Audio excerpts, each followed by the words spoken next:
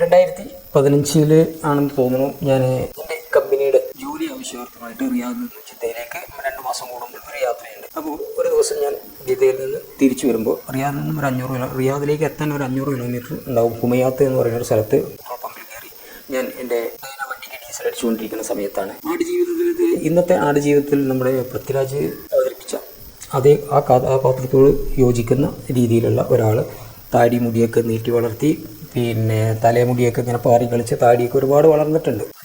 സൗദികൾ ഉപയോഗിക്കുന്ന ഒരു ഷിമാഹ് തലയിൽ കെട്ടിയിട്ടുണ്ട്. അതുപോലെ ഒരു മുഷിഞ്ഞ വേഷവും അതുപോലെ ഈ കോൺക്രീറ്റുകാരൊക്കെ ഉപയോഗിക്കുന്ന ഒരു ഷൂ ഒക്കെയാണ് അദ്ദേഹം ഇട്ടിരിക്കുന്നത്. അങ്ങനത്തെ ഒരാൾ ഞാൻ എന്നെ അടിച്ചുകൊണ്ടിരിക്കുമ്പോൾ എന്നോട് വന്നിട്ട് ചോദിച്ചു, നിങ്ങൾ മലയാളിയാണോ? ഞാൻ അയാളെ മൊത്തം ഒന്ന് വീക്ഷിച്ചു നോക്കുമ്പോൾ അയാളൊരു ആട്ടിടയനാണെന്ന് എനിക്ക് തോന്നി. അതുപോലെ തന്നെ കയ്യിലൊരു പോളിത്തീൻ കവറുണ്ട്, അതിൽ കുറച്ച് സാധനങ്ങൾ കുബൂസ് പോലത്തെ എന്തൊക്കെയോ അവിടെ ഈ പമ്പിലൊരു മറ്റേ സൂപ്പർ മാർക്കറ്റ് ഉണ്ടാവും, ആ സൂപ്പർ മാർക്കറ്റിൽ നിന്ന് എന്തൊക്കെയോ സാധനങ്ങൾ മേടിച്ച് ആ ഒരു കീസൊക്കെ ആയിട്ട് അയാളുടെ ആ ചോദ്യവും ആ കറുത്ത് കരിവാളിച്ച ഒരു മുഖവും ആ ഭാവങ്ങളൊക്കെ കണ്ടപ്പോൾ എനിക്കെന്തോ അയാളോട് ദയനീയത തോന്നി. ഞാൻ അയാളോട് ചോദിച്ചു, എന്താണ് നിങ്ങളുടെ പ്രശ്നം എന്ന് ചോദിച്ചപ്പോൾ അയാൾ പറഞ്ഞു, ഇവിടുന്ന് ഒരു 15 കിലോമീറ്റർ ഉള്ളിലേക്ക് ഒരു ഗ്രാമമല്ല, ഒരു മരുഭൂമിയാണ്. ആ മരുഭൂമിയിലാണ് ഞാൻ ജോലി ചെയ്യുന്ന സ്ഥലം. അപ്പോൾ അവിടേക്ക് ഓഫ് റോഡാണ്, ടാർ റോഡില്ല. അപ്പോൾ അവിടെ എന്നെ ഒന്ന് ആക്കി തന്നു കഴിഞ്ഞാൽ വലിയ ഉപകാരമായിരുന്നു എന്നാണ് ആവശ്യപ്പെട്ടത്. അപ്പോൾ അയാളുടെ ദയനീയത ഒക്കെ കണ്ടപ്പോൾ ഞാൻ അയാളോട് ചോദിച്ചു, നാട്ടിലെവിടെയാണെന്നൊക്കെ ചോദിച്ച് പരിചയപ്പെട്ടപ്പോൾ നമ്മുടെ അടുത്ത് മണ്ണാർക്കാടിൻ്റെ പെരിന്തൽമണ്ണ ആ ഭാഗത്ത് ആയിട്ടാണ് അദ്ദേഹത്തിൻ്റെ വീട്. പേര് നൗഷാദ് എന്നാണ്. അയാളുടെ ദയനീയതയൊക്കെ കണ്ടപ്പോൾ ഞാൻ ആക്കി തരാമെന്നിട്ട്. അപ്പോൾ അയാൾ കുറേ നേരമായിട്ട് 2-2.5 മണിക്കൂറായിട്ട് പല വണ്ടിക്കാരോടും ഇങ്ങനെ ചോദിച്ചുകൊണ്ടിരിക്കുകയാണ്. കാരണം വെച്ചാൽ ഈ 10-15 കിലോമീറ്റർ ഈ ചൂടുള്ള സമയത്ത് മരുഭൂമിയിലൂടെ നടക്കാനുള്ള ബുദ്ധിമുട്ട് കൊണ്ട് അയാൾ പല വണ്ടിക്കാരോടും ചോദിച്ചുകൊണ്ടിരിക്കുകയാണ്. അങ്ങനെയാണ് എൻ്റെ മുന്നിൽ വന്ന് പെടുന്നത്. അപ്പോൾ ഞാൻ ആക്കി കൊടുക്കാമെന്ന് പറഞ്ഞു. അപ്പോൾ ഞാൻ എൻ്റെ പൈസയൊക്കെ ബില്ലൊക്കെ സെറ്റിൽ ചെയ്ത് ഞാൻ അദ്ദേഹത്തെയും കയറ്റി മരുഭൂമിയിലേക്ക് ലാൻഡ് ക്രൂസർ വണ്ടികളൊക്കെ, ടൊയോട്ട ലാൻഡ് ക്രൂസർ 4 വീൽ വണ്ടികളൊക്കെ പോകുന്ന റോഡാണ്. അതുപോലെ ലോറികളൊക്കെ പോകുന്ന ഒരു ടാറിങ്ങൊന്നും ഇല്ലാത്ത ഒരു കല്ലും മണ്ണൊക്കെ ആയിട്ടുള്ള വഴിയാണ്. അപ്പോൾ ആ വഴി കൂടി ഞാൻ അദ്ദേഹത്തെയും കയറ്റി മുന്നോട്ട് പോകുമ്പോൾ ഞാൻ അയാളെക്കുറിച്ച് കൂടുതൽ ചോദിച്ചറിഞ്ഞു. അപ്പോഴാണ് അയാൾ പറയുന്നത് ഈ പെരിന്തൽമണ്ണ ഭാഗത്താണ്, പേര് നൗഷാദ് എന്നൊക്കെയാണ് പേര് പറഞ്ഞത്. അപ്പോൾ ഞാൻ അയാളെ കുറിച്ച് ചോദിച്ചു, എന്താണ് ജോലി എന്ന് ചോദിച്ചപ്പോൾ പറഞ്ഞു, അവിടെ ഒരു മസ്റയുണ്ട്. മസ്റ എന്ന് പറഞ്ഞു കഴിഞ്ഞാൽ ആട് ഫാം, ഒരു 10-200 ആടും ഒരു 5-8 ഒട്ടകവും അതുപോലെ ഒരു 19 ഈന്തപ്പനയും ഉണ്ട്. അപ്പോൾ അവിടെയാണ് ജോലി എന്നാണ് പറഞ്ഞത്. അപ്പോൾ ഞാൻ ചോദിച്ചു, എത്ര വർഷമായി ഇവിടെ നിന്ന്? 3 വർഷം കഴിഞ്ഞു ഈ ജോലിയിൽ തുടരുന്നു. ഈ 3 വർഷമായി ഈ ജോലിയിൽ തുടരുന്നുണ്ട്. പിന്നെ അയാളുടെ സ്പോൺസർ ഗഫീൽ ഒരു പോലീസുകാരനാണ്. അപ്പോൾ അന്ന് ഏതാണ്ട് ഹജ്ജിൻ്റെ ടൈമാണ്. ഹജ്ജ് ടൈം ആകുമ്പോൾ ഒരു ഇതിലുള്ള പോലീസുകാരെയൊക്കെ അവർ മക്കത്തേക്ക് ഹജ്ജ് ഡ്യൂട്ടിക്ക് വേണ്ടി പറഞ്ഞിരിക്കും. ഗഫീൽ കുഴപ്പമൊന്നുമില്ല, നല്ല ആളാണ്. പിന്നെ എല്ലാ ആഴ്ചയും വന്ന് എനിക്ക് ആവശ്യമുള്ള സാധനങ്ങൾ കുബൂസും അതുപോലുള്ള അരിയും ഓയിലും എണ്ണയും ഒക്കെ കൊണ്ടുവന്ന് തരും. എല്ലാ ആഴ്ചയിലും അദ്ദേഹം വരും. അപ്പോൾ ഇപ്പോൾ ഒരു 10-15 ദിവസമായി അദ്ദേഹം വന്നിട്ട്. അപ്പോൾ ഹജ്ജിൻ്റെ ഡ്യൂട്ടിയിലായിരിക്കും എന്ന് തോന്നുന്നു. പിന്നെ അവിടെ നിന്ന് ടെലഫോൺ സംവിധാനമൊന്നും ഈ ഇദ്ദേഹത്തിനില്ല. കാരണം വെച്ചാൽ അവിടെ റേഞ്ചൊന്നും ഇല്ലാത്ത കാരണം അന്ന് ടെലഫോണൊന്നും ഇയാളേക്കില്ല. ഈ ഗഫീൽ വരുമ്പോൾ മാത്രമുള്ള ഒരു കമ്മ്യൂണിക്കേഷനുള്ള. ഗഫീൽ വന്നു കഴിഞ്ഞാലും ഗഫീലിൻ്റെ മൊബൈലും അവിടെ വർക്കാവില്ല. പിന്നെ അയാൾക്ക് നാട്ടിലേക്കൊക്കെ ഒന്ന് വിളിക്കണമെങ്കിൽ ഇവിടെ ഈ പമ്പിൽ വന്നിട്ട് പമ്പിൽ ഉള്ള ഫോണിൽ നിന്നാണ് അവർ നാട്ടിലേക്കൊക്കെ ഇടയ്ക്ക് വിളിച്ചിരുന്നത് എന്നാണ് പറയുന്നത്.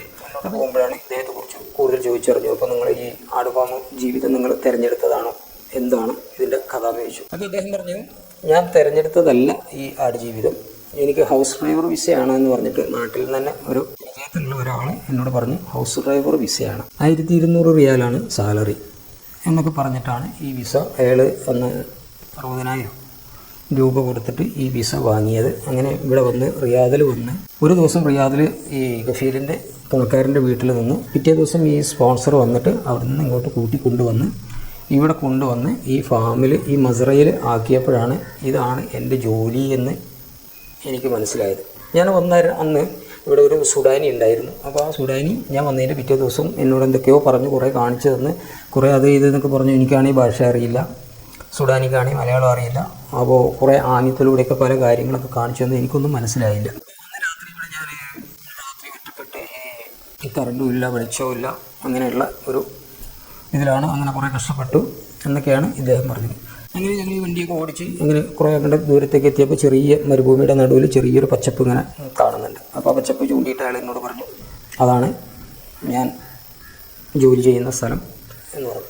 അപ്പോൾ അവിടെ കുറച്ച് 19 പനയുണ്ട്. ഈ പനയുടെ ഇതാണ് അന്ന് കാണുന്നത്. അപ്പോൾ ഞാൻ അദ്ദേഹം ജോലി ചെയ്യുന്ന ആ ഫാമിലേക്ക് വണ്ടി വിട്ടപ്പോൾ അവിടെ തന്നെ ഇയാൾ വണ്ടിയിൽ നിന്ന് ഇറങ്ങുന്നത് കണ്ടോടെ തന്നെ അവിടെയുള്ള ആടുകളൊക്കെ കരയാൻ തുടങ്ങി. അതുപോലെ തന്നെ ഒരു പൂച്ചക്കുട്ടി, 2-3 പൂച്ചക്കുട്ടികളൊക്കെ ഉണ്ട് അവിടെ, അദ്ദേഹം വളർത്തുന്നതാണ്. അപ്പോൾ ഈ ആടും ഒട്ടകങ്ങളൊക്കെ ഇയാളെ കണ്ടപ്പോൾ ഭയങ്കര കരച്ചിൽ. അപ്പോൾ ഇയാളിന്ന് രാവിലെ പോയതാണ് ഈ കുബൂസ് മേടിക്കാൻ വേണ്ടി. അയാൾ ഭക്ഷണത്തിന് വേണ്ടി, അയാൾ ജീവൻ നിലനിർത്താൻ വേണ്ടി ഭക്ഷണം തേടി അയാൾ രാവിലെ പുറപ്പെട്ടതാണ് ഈ ബക്കാരിയിലേക്ക്, ഈ സൂപ്പർ മാർക്കറ്റിലേക്ക്. അപ്പോൾ രാവിലെ പോകുമ്പോൾ അവിടെ തൊട്ടടുത്ത ഏതോ ഒരു മസ്രയിൽ വന്ന ഒരു വലിയ വെള്ളമിറക്കാൻ വന്ന വലിയൊരു ടാങ്കർ ലോറിനെ ഒരുപാട് ഓടിയിട്ടൊക്കെയാണ് ആ ലോറി കൈ കാണിച്ച് നിർത്തി. ആ ലോറി കയറിയിട്ടാണ് ഇയാൾ ഈ സൂപ്പർ മാർക്കറ്റിൽ എത്തിയത്. ഈ പമ്പോട് ചേർന്നുള്ള സൂപ്പർ മാർക്കറ്റിൽ എത്തിയിട്ട് അവിടെ നിന്ന് സാധനമൊക്കെ മേടിച്ച് അയാൾ ആ സമയം മുതൽ ഇയാളെ ഇവിടെ കൊടുന്ന് വിടുമോ എന്നറിയാൻ വേണ്ടി പല വണ്ടികൾക്കും കൈ കാണിച്ചിട്ട് അങ്ങനെയാണ് സമയം വൈകുന്നേരം 3 മണിയൊക്കെ ആയത്. അപ്പോൾ ഈ ആടുകൾക്ക് വെള്ളം ഇതൊന്നും കിട്ടായിട്ടാണ് ഇദ്ദേഹത്തെ കണ്ടോടുകൂടെ ആടുകളൊക്കെ ഭയങ്കര കരച്ചിലും. അപ്പോൾ അയാൾ വേഗം വണ്ടിയിൽ നിന്ന് ഇറങ്ങിയിട്ട് പിന്നെ എന്നോട് ഒരു റൂം കാണിച്ചു തന്നു. റൂമെന്ന് പറഞ്ഞു കഴിഞ്ഞാൽ കുറച്ച് ഹോളോ ബ്രിക്സൊക്കെ വെച്ച് കെട്ടി അതിൻ്റെ മുകളിൽ ഷീറ്റൊക്കെ ഇട്ട് ഒരു ചെറിയ മരത്തിൻ്റെ ഒരു ബെഡൊക്കെ ഉള്ള അങ്ങനെ ഒരു റൂമെന്നൊന്നും പറയാൻ പറ്റില്ല, കാട്ടുമൂറിനെക്കാട്ടിലും കഷ്ടമായിട്ടുള്ളൊരു കൂടായിരുന്നു. അതാണ് എന്നോട് അവിടെ കയറിയിരിക്കാൻ പറഞ്ഞു. എന്നിട്ട് അദ്ദേഹം നേരെ ആടുകൾക്ക് വെള്ളം കൊടുക്കാനും പുല്ല് കൊടുക്കാനും അതുപോലെ ഒട്ടകത്തിന് വെള്ളം കൊടുക്കാനും ഒക്കെ ആയിട്ട് അയാളെ ജോലിയിൽ മുഴുകി. അപ്പോൾ ഞാൻ ഇയാൾ ജോലി ചെയ്യുന്നതൊക്കെ കുറേ നേരം നോക്കി നിന്ന് അയാളുടെ ദൃശ്യങ്ങൾ, ആടിന് വെള്ളം കൊടുക്കുന്നതും അതുപോലെ ഒട്ടകത്തിൻ്റെയും അതുപോലെ അയാളുടെ മൊത്തം ലൊക്കേഷനൊക്കെ എൻ്റെ മൊബൈൽ ക്യാമറയിൽ ഇങ്ങനെ പകർത്തുമ്പോൾ അയാൾ പറഞ്ഞു എൻ്റെ ഫോട്ടോ എടുക്കരുത് കേട്ടില്ലേ എന്ന് പറഞ്ഞു. ഓക്കെ, ഞാനത് സമ്മതിച്ചു. ഞാനത് അദ്ദേഹത്തിൻ്റെ അത് എടുത്തതുമില്ല. ഞാൻ ആ ആട് ഫാമും അതുപോലെ തന്നെ മറ്റേ ഒട്ടകത്തിൻ്റെയും പനയുടെയൊക്കെ കുറച്ച് ഫോട്ടോസൊക്കെ എടുത്തു. അങ്ങനെ ആടുകൾക്കും ഇങ്ങനെയൊക്കെ വെള്ളം കൊടുത്ത് റൂമിൽ വന്ന് ഒരു ചായ ഉണ്ടാക്കുമ്പോഴാണ് ഞാൻ ഇയാളെക്കുറിച്ച് കൂടുതൽ ചോദിച്ചറിഞ്ഞു. അപ്പോൾ നാട്ടിൽ അയാൾക്കുള്ളത് ഭാര്യയുണ്ട്, 2 മക്കളുണ്ട്, പിന്നെ ഉമ്മയുണ്ട്. ബാപ്പ ഒരു 5-6 വർഷം മുമ്പാണ് മരിച്ചതെന്ന് പറഞ്ഞു. അയാൾ പോരുന്നതിൻ്റെ 2 വർഷം മുമ്പാണ് ബാപ്പ മരിച്ചതെന്ന് പറഞ്ഞു. അപ്പോൾ വീട്ടിൽ വിളിക്കാറില്ല, എന്താണ് വീട്ടിലത്തെ വിശേഷങ്ങളൊക്കെ ചോദിച്ചു. വീട്ടിൽ കുഴപ്പമൊന്നുമില്ല, ഉഷാറാണെന്നൊക്കെ പറഞ്ഞു. വീണ്ടും ഞാൻ അയാൾ ഇവിടെ എത്തപ്പെടാൻ ഉണ്ടായ സാഹചര്യത്തെക്കുറിച്ച് ചോദിച്ചു. അപ്പോൾ പറഞ്ഞത് 1200 റിയാൽ ശമ്പളം പറഞ്ഞ് റിയാദിലേക്ക് ഹൗസ് ഡ്രൈവർ വിസയിലേക്ക് കൊണ്ടുവന്നത് അയാളെ പറഞ്ഞു പറ്റിച്ചത് ഒരു മലയാളിയാണ്.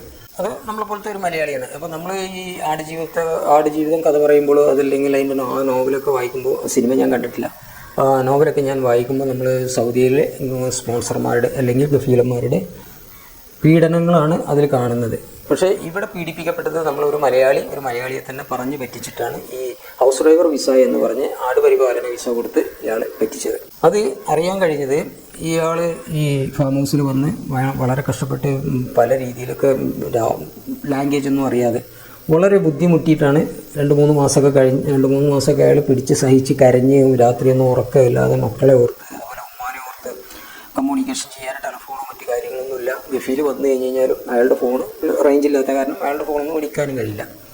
അങ്ങനെ 3 മാസം കഴിഞ്ഞ് ഇയാൾ മുടിയൊക്കെ ഒരുപാട് വളർന്നു, മുടിയും താടിയൊക്കെ ഒരുപാട് വളർന്നപ്പോൾ ഇയാൾ ആംഗ്യ ഭാഷയിലൂടെ മുടി വെട്ടാൻ കൊണ്ടുപോകാൻ വേണ്ടി ഗഫീലിനോട് പറഞ്ഞപ്പോഴാണ് ഗഫീൽ അദ്ദേഹത്തെ പമ്പിൽ അവിടെ ഈ ഹുമയത്ത് ഈ പമ്പിൻ്റെ അവിടെ നിന്ന് കുറച്ച് മുന്നോട്ട് പോയി കഴിഞ്ഞാൽ ചെറിയൊരു സിറ്റിയുണ്ട്. ആ സിറ്റിയിൽ അവിടെ ഒരു ബാർബർ ഷോപ്പിൽ കൊണ്ടുപോയി മുടിയൊക്കെ വെട്ടി തിരിച്ച് ഈ പമ്പിൽ വന്ന് കുറച്ച് സാധനങ്ങളൊക്കെ മേടിക്കുമ്പോൾ ഈ പമ്പിലൊരു മലയാളിയാണ്, ഈ സൂപ്പർ മാർക്കറ്റിലൊരു മലയാളിയാണ് ജോലി ചെയ്യുന്നത്. അപ്പോൾ ഇയാൾ ഈ നൗഷാദ് എന്ന് പറഞ്ഞ വ്യക്തി ഈ പമ്പിൽ കടയിലുള്ള ആളോട് അയാളുടെ വിഷയങ്ങളൊക്കെ പറഞ്ഞ് നാട്ടിൽ പോകണം എനിക്ക്, അപ്പോൾ എന്നെ ഒന്ന് പറയുന്നൊക്കെ പറഞ്ഞപ്പോഴാണ് ഗഫീൽ പറഞ്ഞത് ഞാൻ കൊടുത്തത് ആടുപരിപാലന വിസ തന്നെയാണ്, 800 റിയാലാണ് ശമ്പളം. ഞാൻ ഹൗസ് ഡ്രൈവർ എന്ന് പറഞ്ഞ് ഞാൻ വിസ കൊടുത്തിട്ടില്ല. തന്നെയുമല്ല ഈ വിസ കൊണ്ടുപോയ വ്യക്തിക്ക് ഞാൻ ഈ ആടുപരിപാലനത്തിന് വരുന്ന ആൾക്കുള്ള ടിക്കറ്റ്, നാട്ടിൽ നിന്ന് ഇങ്ങോട്ട് തിരിച്ചു വരാനുള്ള ടിക്കറ്റിൻ്റെ ക്യാഷ് അടക്കം കൊടുത്തിട്ടാണ് ഈ വിസ കൊടുത്തിരിക്കുന്നത് എന്നൊക്കെയാണ് ഈ സ്പോൺസർ അദ്ദേഹത്തോട് പറയുന്നത്. അപ്പോൾ സ്പോൺസറുടെ കാര്യങ്ങളൊക്കെ റൈറ്റാണ്. പറഞ്ഞ് പറ്റിച്ചത് നമ്മുടെ മലയാളി തന്നെയാണ് മലയാളിനെ പറ്റിക്കുന്നത്. അങ്ങനത്തെ ഒരുപാട് കഥകൾ നമ്മൾ കേട്ടിട്ടും കണ്ടിട്ടുമൊക്കെ ഉണ്ട്. കാരണം എന്ന് വെച്ച് കഴിഞ്ഞാൽ നമ്മൾ അവിടെ നിന്ന് ഒരു വിസ കൊടുന്ന് ഇവിടെ കൊടുന്ന് പറഞ്ഞ് ഇത് മറ്റൊരു വിസയാണ്, അത്ര സാലറി ഉണ്ട്, ഇത്ര സാലറി ഉണ്ട്, അതിപ്പോൾ അതിന് ഇത്ര ലക്ഷം രൂപ വേണം, അത്ര 1 ലക്ഷം രൂപ വേണം എന്നൊക്കെ പറഞ്ഞ് ഒരുപാട് മലയാളികളാൽ പറ്റിക്കപ്പെട്ട ഒരുപാട് കഥകൾ നമ്മൾ കേട്ടിട്ടുണ്ട്. അപ്പോൾ നമ്മൾ ഈ സൗദിയിലെ എല്ലാ സ്പോൺസർമാരും ശരിയാണെന്ന് ഞാൻ പറയുന്നില്ല, ഉണ്ട്, ഇഷ്ടംപോലെ ഉണ്ട്. ഇപ്പം ആടുജീവിതം നയിക്കുന്ന ഒരുപാട് കഷ്ടപ്പെടുന്ന വ്യക്തികൾ ഇപ്പോഴും സൗദി അറേബ്യയിൽ ഉണ്ട്. ഇപ്പോൾ 2006 നടന്നതാണ് ഈ നജീബിൻ്റെ കഥ എന്നാണ് പറയുന്നത്. പക്ഷേ ഈ 2024 ഈ സമയത്തും ഇതുപോലുള്ള ആടുജീവിതങ്ങൾ നയിക്കുന്നതും മസ്രയിൽ മരുഭൂമിയിൽ കഷ്ടപ്പെടുന്ന വ്യക്തികൾ ഇപ്പോഴും ഉണ്ട്. പക്ഷേ അതിൽ മലയാളികൾ കുറവാണ്. എങ്കിൽ കൂടി കൂടുതലും വന്നുപെടുന്നത് ഉത്തരേന്ത്യക്കാരാണ്. ഉത്തരേന്ത്യ, ആന്ധ്ര അങ്ങനെയുള്ള ആൾക്കാരാണ് ഇപ്പോഴും ആ വക ജീവിതത്തിലൊക്കെ വന്നുപെടുന്നത്. അപ്പോൾ എനിക്ക് പറയാനുള്ളത്, ഈ നൗഷാദ് എന്ന വ്യക്തിയുടെ ഈ ഒരു അനുഭവത്തിൽ നൗഷാദ് പറ്റിക്കപ്പെട്ടത് സൗദി കൊണ്ടല്ല, മലയാളികളാണ് അദ്ദേഹത്തെ പറ്റിച്ചത് എന്നാണ് എനിക്ക് പറയാനുള്ളത്. അപ്പോൾ ഇതുപോലത്തെ ഒരുപാട് കഥകൾ, ഒരുപാട് അനുഭവങ്ങൾ ഞാൻ ഈ 30 വർഷം പ്രവാസ ജീവിതത്തിൽ ഞാൻ കണ്ടിട്ടും കേട്ടിട്ടുമുണ്ട്. ഇപ്പോൾ ഈ പറഞ്ഞ സ്റ്റോറി തന്നെ 2016 ഞാൻ എൻ്റെ FB പേജിൽ എഴുതിയിട്ടിരുന്നു. അപ്പോൾ അതിപ്പോൾ ഒന്ന് ഈ ആടുജീവിതത്തിൻ്റെ ഈ കഥയുമായി ബന്ധപ്പെട്ട് വന്നപ്പോൾ കഥ ഒന്ന് നേരിട്ട് യൂട്യൂബിൽ പറയുക എന്ന് മാത്രമേ. അപ്പോൾ ഈ കഥ നിങ്ങൾക്ക് ഇഷ്ടപ്പെട്ട് കഴിഞ്ഞാൽ എൻ്റെ ഈ ചാനലൊന്ന് ലൈക്ക് ചെയ്യുക. പിന്നെ ഈ കഥയെക്കുറിച്ചുള്ള ഒരു അഭിപ്രായം നിങ്ങൾ കമൻറ്റ് ബോക്സിൽ രേഖപ്പെടുത്തുക. പിന്നെ ആരെങ്കിലും സബ്സ്ക്രൈബ് ചെയ്യാൻ ബാക്കിയുണ്ടെങ്കിൽ ഒന്ന് സബ്സ്ക്രൈബ് ചെയ്യാം. അപ്പോൾ ഈ വീഡിയോയുടെ വൈൻഡപ്പ് ചെയ്യുകയാണ്. പുതിയൊരു വീഡിയോയുമായി, പുതിയൊരു സ്റ്റോറിയുമായി, പുതിയ ഒരു അനുഭവമായി. പുതിയ അനുഭവമല്ല, സൗദി അറേബ്യയിലെ 30 വർഷക്കാലം ഞാൻ കണ്ട പ്രവാസ ജീവിതത്തിലെ പുതിയ ഓരോ അനുഭവങ്ങളും ഓരോ സ്റ്റോറിയായി ഞാൻ നിങ്ങളുടെ മുമ്പിലേക്ക് എത്തിക്കുന്നതാണ്. അപ്പോൾ അടുത്തൊരു സ്റ്റോറിയുമായി കാണുമ്പോഴേക്കും നിങ്ങൾക്കെല്ലാവർക്കും നന്ദി, നമസ്കാരം.